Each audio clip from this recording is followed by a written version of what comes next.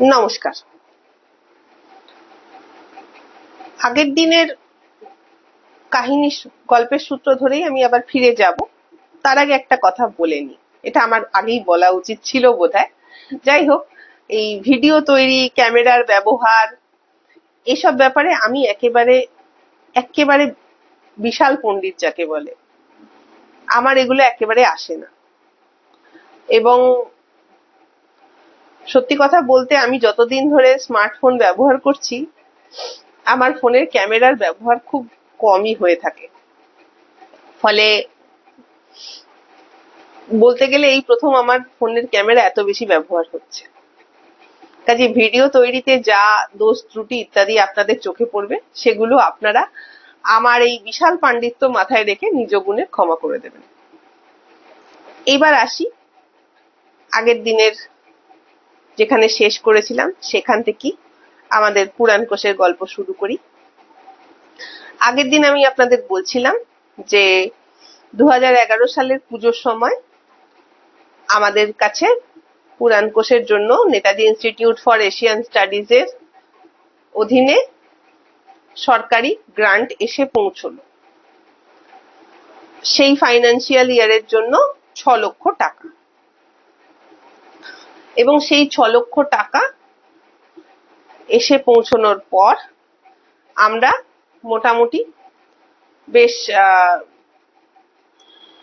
উদ্যোগ নিতে শুরু করলাম। আমাদের অফিস, আমাদের পুরাণ কোষের দপ্তর সাহিত্য সংসদের তেতালায় বেশ সেজে উঠতে লাগলো। বইপত্র, কম্পিউটার অনেক এলো। এবং এই সময় থেকে আমাদের টিম তৈরি করার কাজ, চেষ্টা শুরু হলো। পুরাণ কোষের টিম হিসেবে আমার গোড়াতে তখন, আমি 2011 সালের কথাই বলছি, আমি অল্প কিছুদিন কাজ করে যেটুকু আমার তখন ধারণা হয়েছিল যে এই কাজ করতে গেলে একটা প্রচন্ড এক্সপার্ট টিমের দরকার, অনেক অভিজ্ঞ কয়েকজন গবেষক দরকার, যাদের হাতে এই কাজটা যথেষ্ট ভালোভাবে হতে পারে। কিন্তু 2011 সালের নভেম্বরে আমার প্রথম যে সহকর্মী এলেন, এবং সহকর্মী নিয়োগের যে রাস্তাটা বের করা হলো, তাতে আমি একটু অবাক হয়েছিলাম। এবং একটু বলতে গেলে আমি একটু চিন্তায় পড়ে গিয়েছিলাম যে এভাবে কি করে কাজ হতে পারে। কারণ আমার এই প্রথম যে সহকর্মী এলেন, তখনও আমাদের প্রপার ইন্টারভিউ হয়নি। এই সহকর্মীটি, ধরে নিন তার নাম রোল নাম্বার 1, আমি নাম বলবো না, আমি আগেই বলেছি। তো তিনি এমনি পড়াশোনায় যথেষ্ট ভালো। তিনি প্রাইভেট স্কুলে পড়াচ্ছিলেন এবং নানা কারণে স্কুলের চাকরি ছেড়ে এবং কিঞ্চিত অবসাদগ্রস্ত অবস্থায় তিনি সেই সময় ছিলেন। প্রফেসর ভাদুরীকে তিনি মাঝে মধ্যে ফোন করতেন, বোধহয় তাঁর ফ্যান হিসেবেই। এবং প্রফেসর ভাদুরী তাঁর তিনি চিন্তা করলেন যে অবসাদ কাটানোর জন্য তাকে পুরাণ কোষে নিয়োগ করা হবে। পুরাণ কোষে কাজ করতে করতে তার যে ডিপ্রেশন, সেটা কেটে যাবে। মূলত এই কারণেই তাকে এখানে কাজে ডাকা হয়েছিল। এবং ঠিক আমার সঙ্গে যেরকম হয়েছিল, আমি আগের দিন আপনাদের বলছিলাম যে একটা মার্কণ্ডেয় পুরাণ আর একতারা কাগজ হাতে নিয়ে আমি বাড়ি এসেছিলাম। তো একেও আমরা প্রথম দিন সেটাই করেছিলাম, প্রফেসর ভাদুরী একেও সেভাবেই কাজে দিয়েছিলেন। কিন্তু মুশকিলটা কি জানেন তো? মুশকিলটা হচ্ছে, এই প্রথম আমি হঠাৎ খেয়াল করলাম যে আমাদের এখানে যারা পুরাণ মহাভারতের গল্প পড়ে বা পুরাণের গল্প চর্চা করলেই যে সেটা খুব এনসাইক্লোপিডিয়া তৈরির জন্য তাদের খুব মানসিক প্রস্তুতি থাকে, এমনটা নয়। কারণ পরের দিন সেই সহকর্মী আমার, তিনি যখন এলেন, তখন তার কাগজ খালি, এবং তিনি বুঝেই উঠতে পারেননি যে কি লেখা দরকার। তো এই সময় প্রফেসর ভাদুরী আমাকে বললেন যে দেখ, পুরাণ কোষের প্রজেক্টের গুরু দায়িত্ব তোকে নিতে হবে, এবং বেশ অনেকখানি দায়িত্ব নিতে হবে, এবং তাতে শুধু নিজের নিজের নিজের কাজটুকুনি না, মানে আমার টিম যা কাজ করবে তার দায় দায়িত্ব আমাকে দেখভাল করতে হবে আর কি। মানে আমার প্রপার ইন্টারভিউ হওয়ার আগেই ঘোষিত বা অঘোষিত ভাবে আমি পুরাণ কোষের প্রজেক্ট ম্যানেজার হয়ে গেলাম। এবং বিশ্বাস করুন, এটা যখন আমি এখন স্মরণ করি আমার রীতিমতো বিস্ময় হয়, এবং এখনো ভাবলে রীতিমতো ভয় করে যে এই এত বড় কাজের এত বড় দায়িত্ব মানে হঠাৎ করে। আপনারা একটা গল্প শুনেছেন যে এক রাজ্যে রাজা ছিল না, তাই জন্য হাতি ছেড়ে দেওয়া হয়েছিল রাস্তায়, যে রাজার হাতি যাকে মানে রাজা বলে সুরে করে পিঠে করে নিয়ে আসবে সেই রাজা হবে। আমার অবস্থাটা অনেকটা এরকম। আমি কাজ করব ভেবেছিলাম, কিন্তু প্রজেক্ট ম্যানেজার হব এরকম কোনো কষ্ট কল্পনাতেও আমার ছিল না এরকম কিছু। কিন্তু হঠাৎ দেখা গেল যাবতীয় মানে অফিস সামলানো, টিম সামলানো, গবেষণা করা, নিজের করা এবং বাকিদের করতে সাহায্য করা বা গাইড করার সমস্ত দায়িত্বটাই আমার কাছে এসে পড়ল। এবং এই সমস্ত দায়িত্ব আমার কাছে এসে পড়েছে এই পরিস্থিতি মাথায় নিয়েই আমি আমার ইন্টারভিউতে গিয়েছিলাম। আমাদের ইন্টারভিউ হলো নভেম্বরের শেষে Netaji institute for Asian studies এর দপ্তরে, এবং সেখানে আমি আমার এই প্রথম সহকর্মীটি ছাড়াও কাগজের বিজ্ঞাপন দেখে প্রায় 30 জন ইন্টারভিউ দিতে এসেছিল, এবং তার মধ্যে থেকে মানে আমাকে নেওয়া হবে এটা একরকম স্থির ছিল। আমার সহকর্মীও ওই একই রকম ভাবে জুড়ে গেলেন। আর তৃতীয় যিনি, তিনি সংস্কৃতের মানে বেশ পণ্ডিত গবেষক, তিনিও এই জিনিসটার মধ্যে জুড়ে গেলেন। এবং আমি কিন্তু গোড়াতে তখনও আমি ভাবছি যে আমাকে কি প্রজেক্ট ম্যানেজার বানিয়েছে, এখানে তো বেশ এক্সপার্ট লোকজন থাকার দরকার ছিল। যাই হোক, এই ইন্টারভিউতেই একটা গোড়ায় গোলমাল হলো। গোড়ায় গোলমালটা এই, আমি ইন্টারভিউ যখন চলছে তখন বাইরেই ঘটনাটা জানতে পেরেছিলাম, কিন্তু ইন্টারভিউ যারা নিচ্ছিলেন তারা এই ঘটনাটা জানতে পারেননি। সেটা হচ্ছে এই ইন্টারভিউতে যিনি নিয়োগ পেলেন, ধরে নিন রোল নাম্বার 2,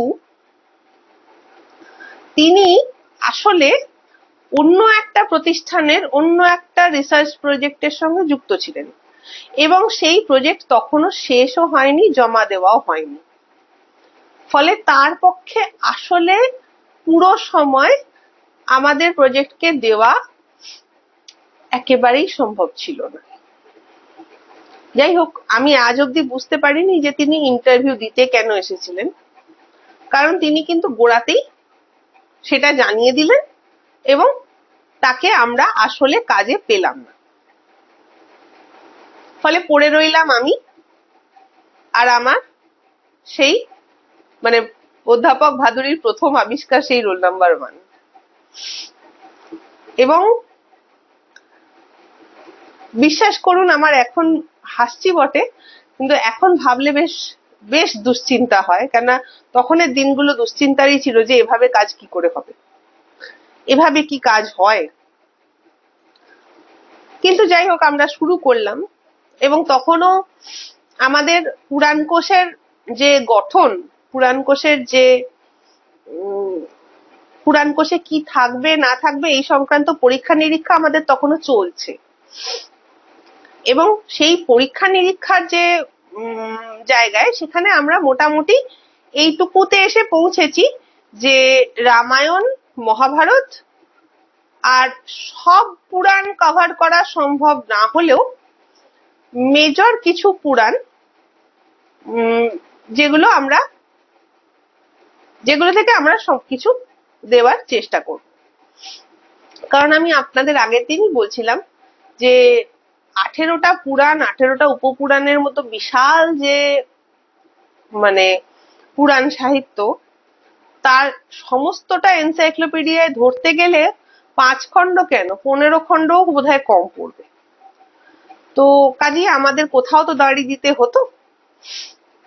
তো সেখানে আমরা ধরুন বায়ু পুরাণ, মৎস্য পুরাণ, বিষ্ণু পুরাণ, ব্রহ্মাণ্ড পুরাণ, ভাগবত পুরাণ, হরিবংশ পুরাণ, মার্কণ্ডেয় পুরাণ, গরুর পুরাণ, এরকম কিছু পুরাণ আমরা মোটামুটি কভার করার চেষ্টা করলাম। তারপর দেখলাম বাকিটা আমরা ধরে উঠতে পারবো না, হবে না। মানে ধরুন কিছু ক্ষেত্রে কিছু কিছু গল্প আমরা বাকি পুরাণ থেকে নিয়েছি, কিন্তু বামন পুরাণ, কিন্তু বাকি পুরাণের সব গল্প নেওয়া আমাদের পক্ষে সম্ভব ছিল এবং সেটা চেষ্টা করে লাভ হবে না। ফলে গোড়াতেই আমরা সেখানে একটা মানে একটা সীমা নির্ধারণ করে দিলাম যে বিশেষ করে স্কন্দ পুরাণ, পদ্ম পুরাণের যে বিশাল বিশাল গল্প, এগুলো আমাদের অ্যাভয়েড করা ছাড়া উপায় নেই। বামন পুরাণ, ব্রহ্ম পুরাণ, এগুলো আমরা ধরার চেষ্টা করেছি বেশ খানিকটা, সবটা না হলেও বেশ খানিকটা। আর আরো কিছু কিছু পুরাণ বা উপপুরাণ আছে, যেমন ভবিষ্য পুরাণ আমরা ধরে উঠতে পারিনি, ব্রহ্মবৈবর্ত পুরাণ আমরা ধরে উঠতে পারিনি, কেননা এই পুরাণগুলোর কাহিনীর বিশালতার কারণেই আমাদের এগুলো অ্যাভয়েড করতে আমরা বাধ্য হলাম, কেননা পুরাণ কোষেরও তো একটা সীমা আছে। এবং তখন আমরা স্থির করলাম যে আপাতত এইভাবেই চলুক, তারপরে আমরা ভাববো ভাগ্যিস। কারণ তখন আমাদের লোকবল প্রায় শূন্য। কারণ প্রফেসর ভাদুরীর নিজে খুব ব্যস্ত মানুষ, সোমবার করে তার তখন কলকাতা বিশ্ববিদ্যালয়ে ক্লাস থাকতো, মঙ্গলবার থেকে শুক্রবার এখানে তিনি 3 থেকে 3.5-4 ঘন্টা সময় দিতে পারতেন। এবং তাছাড়াও তিনি একজন প্রতিষ্ঠিত লেখক, ফলে তার পুজো সংখ্যা থেকে শুরু করে পত্র পত্রিকার লেখা ইত্যাদি একটা বিশাল ব্যস্ততা তার ছিল। ফলে তার নিজের কিছু সীমাবদ্ধতা ছিল যে কতটা কাজ তিনি করতে পারবেন বা পারবেন না। আর দেখুন, আমার উৎসাহ প্রচুর ছিল, কিন্তু অসীম কর্মক্ষমতা তো অবশ্যই ছিল না। ফলে আমি এই পর্যন্ত করব ভেবেই প্রথমে আপাতত শুরু করেছিলাম। এবার মুশকিল আমার সহকর্মীটিকে নিয়ে হলো, কারণ তাকে দিয়ে আমি কিছু ছোটখাটো জিনিস লেখাতে পারলেও তাকে দিয়ে যাকে বলে গবেষণামূলক কন্টেন্ট তৈরি করানো, সেটা করতে পারছিলাম না।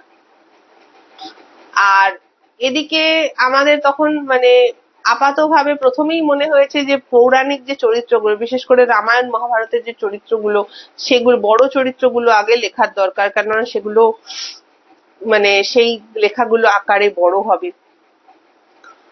এবং এখানে একটা খুব মজার ঘটনা হলো, সেটা হচ্ছে ডিসেম্বর জানুয়ারি মাসে আমি মহাভারতের চরিত্র লেখা শুরু করলাম ভীষ্ম থেকে। এবং ভীষ্ম আমি সেই 2011-12-তে যা লিখেছিলাম সেটাই বইতে ছাপা হয়েছে। তো ভীষ্ম থেকে আমি লেখা শুরু করলাম। তো আমি তখন আমার এই সহকর্মীটিকে বললাম যে দেখো, তুমি বরং এই ভীষ্মর সঙ্গে মানে রিলেটেড যে চরিত্রগুলো, কিন্তু ভীষ্মের মতন বড় নয়, ছোট চরিত্র, যেমন শান্তনু, যেমন সত্যবতী, কিংবা এই বিচিত্রবীর্য, চিত্রাঙ্গদ, এই ছোট ছোট গুলো লিখে ফেল। কেন ভীষ্ম আর গঙ্গা আমি লিখতে শুরু করলাম, আমি দেখলাম যে ভাগাভাগি করে নি, তাহলে বেশ সুবিধা হবে। তো এইখানে একটা মজা হলো, আমার লেখা চলছে এবং সেদিনকে সম্ভবত অধ্যাপক ভাদুরী তখন বেরিয়ে গেছেন, যতদূর মনে পড়ছে, মানে আর কেউ ছিল না দপ্তরে। তো আমার সহকর্মীটি বেশ কাঁচুমাচু মুখে আমাকে বলল, আমি লিখতে পারছি না। আমি বললাম, কেন, তুমি কি লিখছো, কি লিখতে পারছো না? তখন বলছে যে না, আমি সত্যবতী লিখতে শুরু করলাম, কিন্তু আমার লিখতে অসুবিধা হচ্ছে। আমি বললাম, কেন? এবার সে আমাকে উত্তর দিল, আমার খুব লজ্জা করছে। এটা একটা খুব অভাবনীয় পরিস্থিতি। মানে সত্যবতী এবং সত্যবতীর জীবন কাহিনী হিসেবে ঋষি পরাশরের সঙ্গে তার সঙ্গমের ঘটনা এবং বেদব্যাসের জন্ম, এটা সত্যবতীর মধ্যে, মানে সত্যবতীর এন্ট্রিতে লিখতে আমার সহকর্মীর লজ্জা করছে। এবার আপনারাই বলুন কোথায় যাই, বা আপনারা আমার পরিস্থিতিতে থাকলে কি করতেন? এবং বিশ্বাস করুন, আমি হাসতেও পারছি না, কারণ হাসলে আমার সহকর্মীটি অপমানিত বোধ করতে পারে, এটা ভাবতে পারে যে তার তার এই যে লজ্জা পাওয়ার বিষয়টা, সেটাকে আমি গুরুত্ব দিচ্ছি না। যদিও এখন যত সহজে বলছি, তখন ব্যাপারটা আমার জন্য তত সহজ ছিল না, কারণ তখন আমার বয়সটাও তো অনেক কম ছিল। আর আমার না হেসে ফেলার একটা রোগ ছিল, জানেন তো, হেসেই ফেলতাম আমি। বিভিন্ন জায়গায় মানে হাসি কন্ট্রোল করতে না পারার জন্য আমার অনেক সমস্যাই হতো মাঝে মধ্যে। কিন্তু বেচারি আমার সহকর্মীর জন্য আমি হাসতেও পারছিলাম না। বিশেষ করে আমি এত চমকে গেছিলাম যে সত্যবতী লিখতে গিয়ে কেউ লজ্জা পেয়ে গেছে এবং সে সেই জন্য লিখতে পারছে না। বিশ্বাস করুন, আমি এরকম পরিস্থিতিতে জীবনে পড়িনি। তারপর যাই হোক, আমি বললাম, ঠিক আছে, তুমি সত্যবতী লিখো না, তোমার যখন লজ্জা করছে, তো লজ্জা পাবে না এমন কিছু লেখো। তো এইরকম ভাবে আমি তাকে কাজ বুঝিয়ে দিতে লাগলাম, কেননা সে নানান রকম, মানে পৌরাণিক নানান রকম গল্পে সে হঠাৎ হঠাৎ লজ্জা পেয়ে যেত। এবং আমাদের দপ্তরে মানে সেটা একটা সমস্যার বিষয়ই আমি বলবো, কারণ তখন আমাদের প্রয়োজন যে অ্যাটলিস্ট পৌরাণিক চরিত্রগুলো যাতে, ছোট বড় চরিত্রগুলো যাতে লেখা শুরু হয়ে যায়। যাই হোক, কি আর করা। এইবার এইভাবেই আমাদের চলছিল, কিন্তু জানুয়ারি মাসের শেষে একটা ঘটনা ঘটল। ঘটনাটা আমার সহকর্মীর মানসিক অবসাদের সঙ্গে যুক্ত বলেই আমার মনে হয়। তা বাদে ঘটনাটা কি সেটা আমি এখনো অব্দি বুঝে উঠতে পারিনি, ফলে আমি যেটুকু বুঝেছি সেটুকু আপনাদেরকে বলছি, মানে যেটুকু আমি জানি। মানে সহকর্মী নিয়ে প্রথম বিপর্যয়ের ঘটনাটা ঘটলো জানুয়ারি মাসের শেষে। আমরা আমাদের প্রথম স্যালারির চেক পেলাম এবং তারপরের যে রবিবার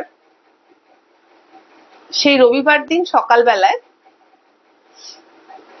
আসলে সমস্যাটা শনিবার দিন রাত্রি থেকেই শুরু হয়েছিল। শনিবার দিন রাত্রিবেলা 11টার পর থেকে আমার সহকর্মীটি আমাকে টানা ফোন করছেন, মিসড কল দিচ্ছেন, কিন্তু আমি ঘুরিয়ে ফোন করলে বিশেষ কথাবার্তা বলছেন না।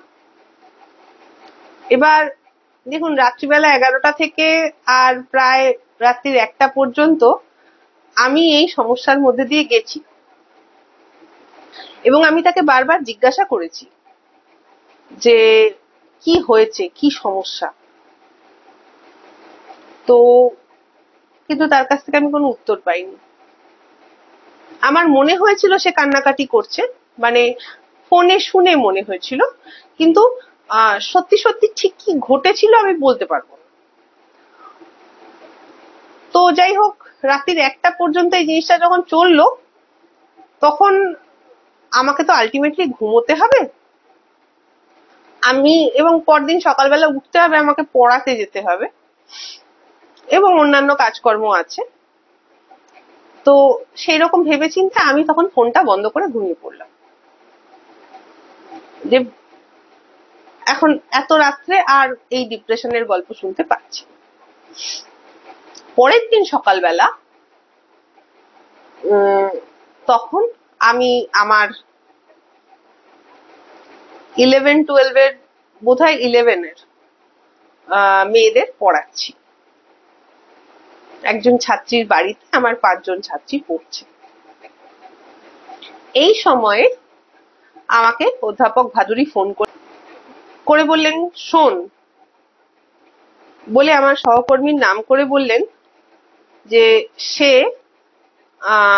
বাড়ি থেকে ব্যাগপত্র গুছিয়ে বেরিয়ে পড়েছে। আমি বললাম মানে? তখন বলছেন যে না, মানে ওর মা আমাকে বললো ও বাড়ি থেকে পালিয়েছে। এবার আমি, বিশ্বাস করুন, আমার 16-17 বছর বয়সী ছাত্রীদের সামনে বসে আছি এবং বেশ জোরে জোরেই প্রশ্ন করেছি, সে কি বাড়ি থেকে পালিয়েছে?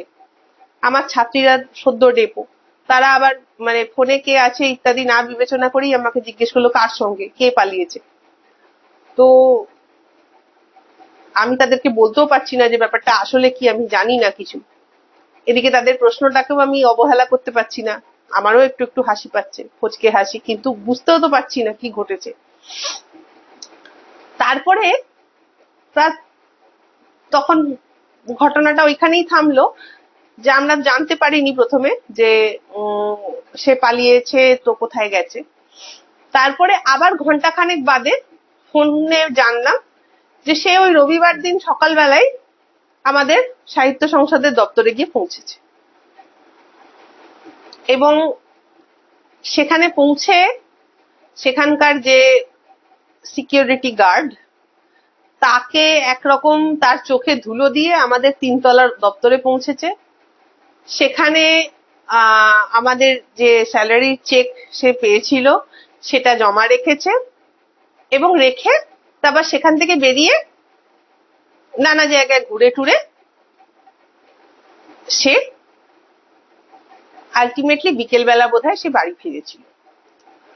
তো এই গোটা ঘটনাক্রমের মাঝখানে, মানে গোটা ঘটনাক্রমটা আমি আপনাদের সংক্ষেপেই বললাম, কেননা এর মাঝখানে অধ্যাপক ভাদুরী আমাকে মানে প্রায় 5-10টা ফোন করেছেন যে ও কোথায় গেল বোঝা যাচ্ছে না। ওর মা আমাকে বলছেন যে ও একটা গামছাও নিয়ে বেরিয়েছে।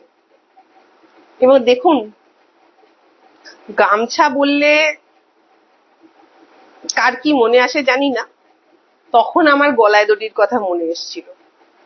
এবং তারপর যখন আমি জানতে পারলাম যে ও আমাদের সাহিত্য সংসদের দপ্তরে পৌঁছেছে, তখন আমি একটু নিশ্চিন্তভাবে অধ্যাপক ভাদুরীকে বললাম যে চিন্তার কিছু নেই, ওখানে গিয়েও গলায় দড়ি দিতে পারবে না, কারণ আমাদের দপ্তরে কোনো সিলিং ফ্যান নেই।